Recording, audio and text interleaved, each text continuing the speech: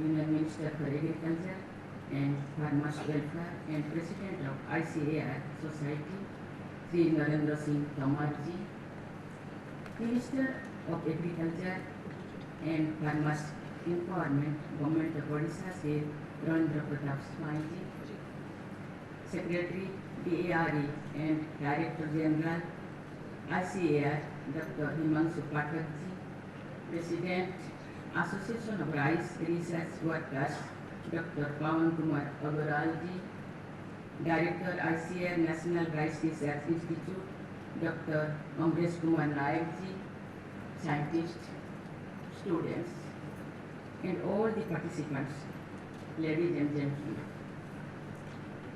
I am happy to be here with you today. I am glad to see young scientists, especially women among you.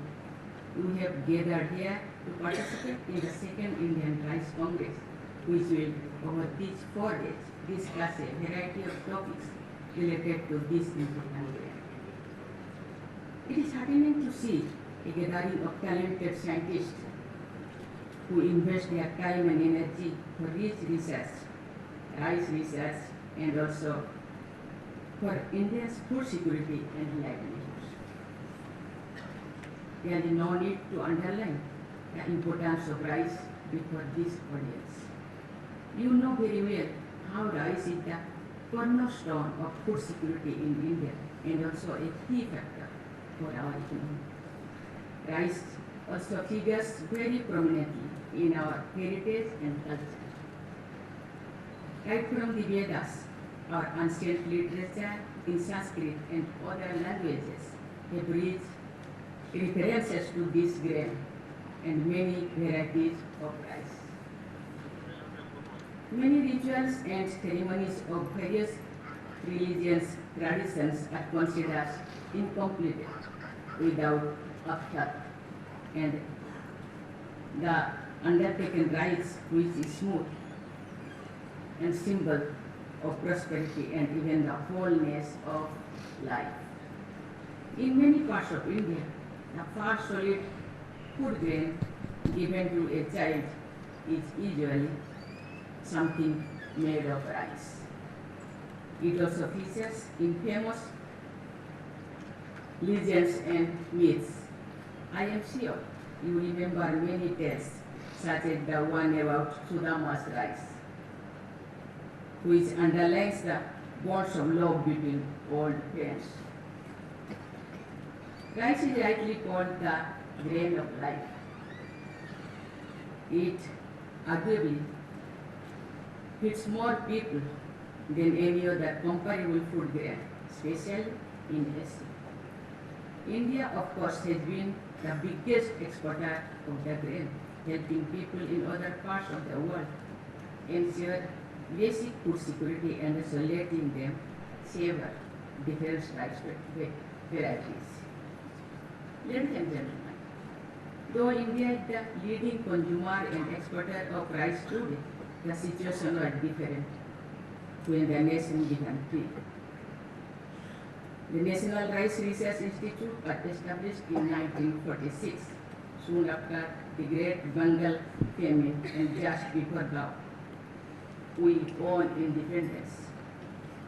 In those days, we were dependent on imports to meet our food requirements, and often the nation lived what was called a sheep-to-mouth existence. If the nation could overcome that dependency and has become the largest exporter, a lot of credit goes to the NRRI. The Institute has contributed immensely to India's food security and also to enhancing farmers' lives.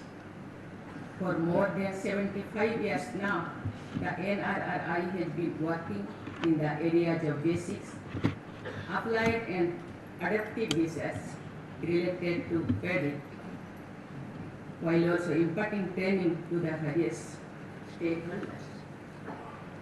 Ladies and gentlemen, India is proud of its rich biodiversity, and that includes varieties of rice too. Every region of this country boasts of a unique rice grain of its own with a distinct taste. In the last century, as irrigation facilities expanded, rice come to be grown in new places and found new consumers. Such a shift is not always good for the water usage in some regions. The paddy crop requires high amounts of water, but many parts of the world are facing severe water shortage due to climate change.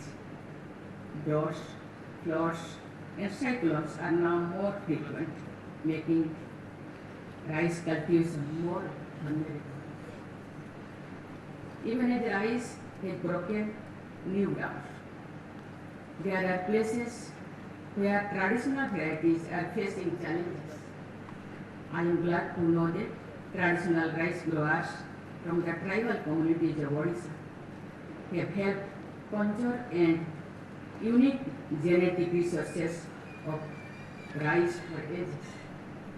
I must mention here the exemplary work of Srimati Kamala Pujari from Koraput, who has been collecting and preserving hundreds of rare and endangered crop varieties, including rice. She was honored with the Padma Shri Award for her inspiring initiative.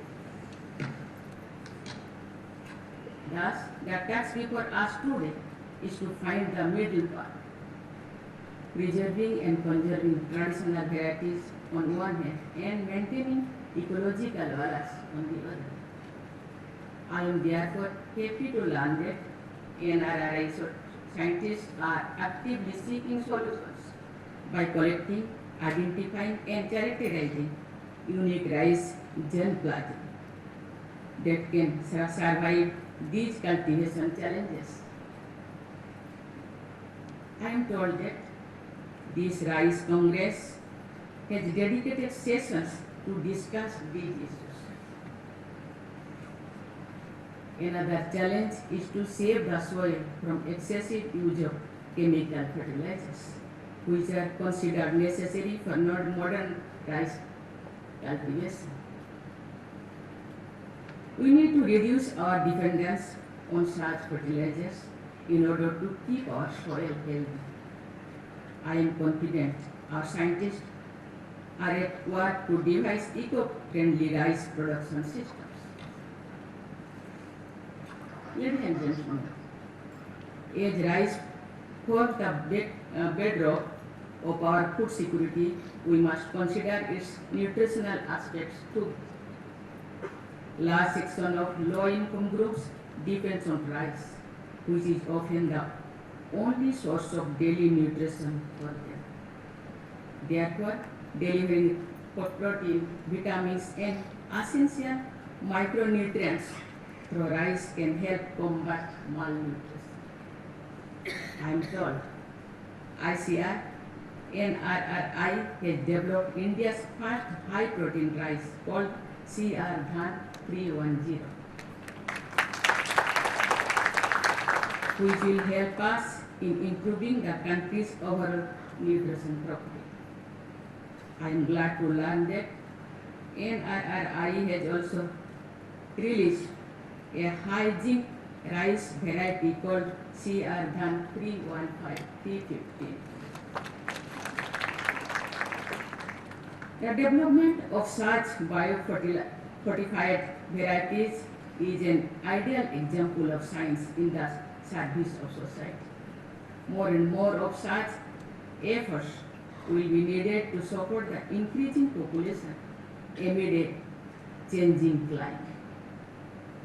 I am confident that India's scientific community, including those present here today, will rise to the challenge.